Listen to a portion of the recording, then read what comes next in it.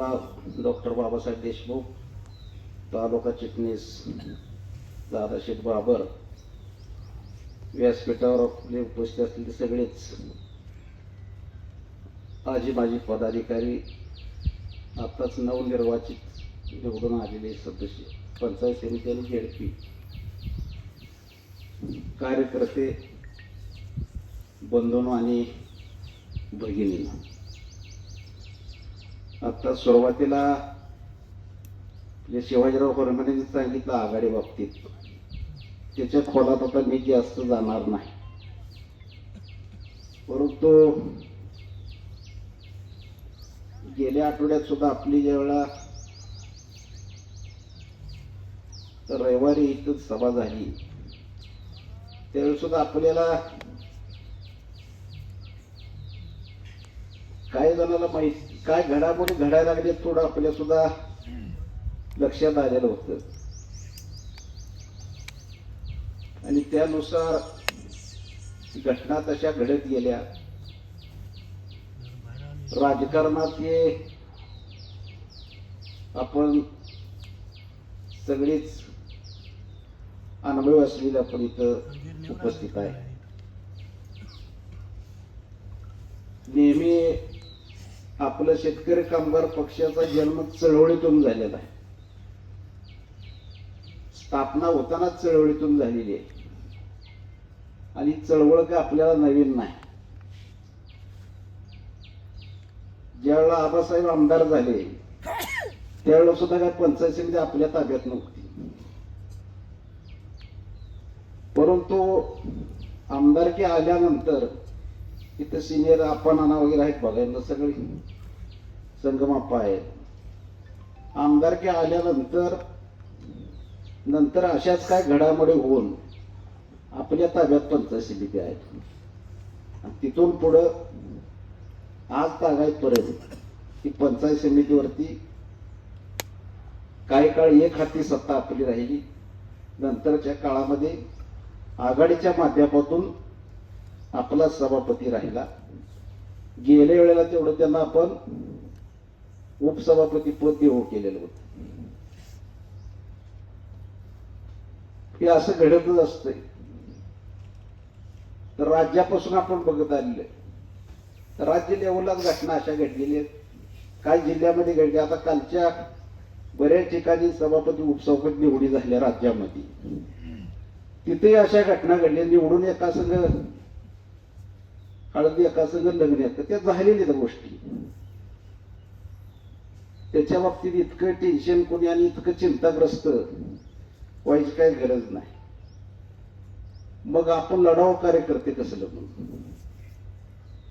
आता नेतृत्व नवीन जरी असलं त्यांनाही अनुभव आलेला आहे. आणि आता सगळ्याच आपलं काम आहे की ह्या सगळ्या गोष्टी पचवून नेतृत्वाला ताकद देणं आणि कार्यकर्त्यानं न खचता ताकदीनं उभा राहणं, याला पहिला पर्याय असा.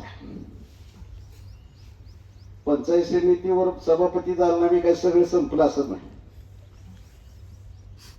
अनेक गोष्टी अनेक काय करता येतंय. एखादा डाव त्यांनी टाकला की सक्सेस झाली असती. राजकारणात डाव प्रतिडाव चालणार आहेत. आज ते यशस्वी झाले, आपण पुन्हा यशस्वी होऊ. आपल्याला पण डाव टाकता येईल ना. फक्त झोपीत दगड घातल्यामुळे सगळा घोळ झालेला आहे. खरं तर काय गोष्टी मी आता बोललो कानात, त्याही गोष्टी आपल्याला काय करता आल्या तर त्या पद्धतीत सगळ्या गोष्टी आता जाहीर आपण न बोलता बाकीच्याही काय गोष्टी आहेत त्या गोष्टी जर करता आल्या त्याचाही प्रयत्न करण्यासाठी आम्ही सगळेजण आता प्रयत्न करणार आहे. आणि तर आघाडी असताना कुठं दोन्हीकडचे कार्यकर्ते इकडे तिकडे कमी जास्त कामे होत असते. म्हणून काय आघाडी कधी तुटली नाही. आणि आघाडी होत असताना आम्ही त्या प्रक्रियेमध्ये होतो. त्यांनी सांगितलं की काय गोष्टीमुळे मी बाजूला गेलो, परंतु नैसर्गिक आघाडी ही आबासाहेब आणि दीपक आबा अशी पूर्वीपासूनच आघाडी होती. तशीच आघाडी पुढे चालू ठेवायची म्हणूनच ही आघाडी झाली होती.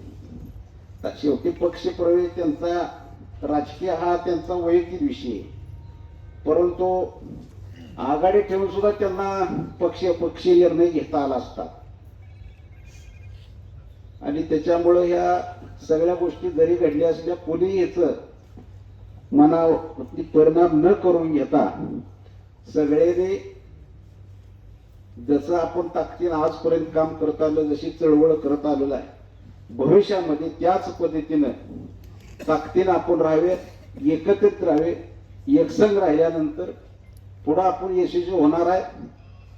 एखाद्या ह्याच्यात यशस्वी झाला मग कोणी, कारण लोकांनी आपल्याला सत्ता दिलेलीच होती, परंतु घडामोडीमुळे गेलेली आहे.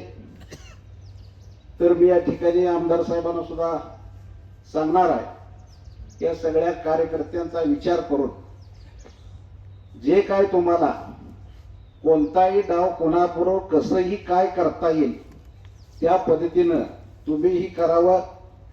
याच्यामध्ये आता कोणी म्हणे असंच बाबासाहेबांनी केलं तसंच केलं, कारण सांगणारे खूप असतात, शेवटी मार्ग ही निघला पाहिजे. त्याच्यामुळं काय मतपुरावा असे असतात, काय वेगळ्या, त्याचा न विचार करता पुढच्या डाव टाकायला तिच्या पुढचा तुम्हाला काय टाकताय ते टाका. त्याच्याबद्दल आम्ही सर्वजण जो तुम्ही निर्णय घेईल त्या निर्णयात आम्ही एक संघपणे ठामपणे सगळेजण तुमच्या पाठीशी. त्यामुळं काळजी करायचं काय कारण ना. पुन्हा एकदा सगळी ताकदीन राहावी एवढीच विनंती करतो आणि थांबतो. जय हिंद, जय महाराष्ट्र.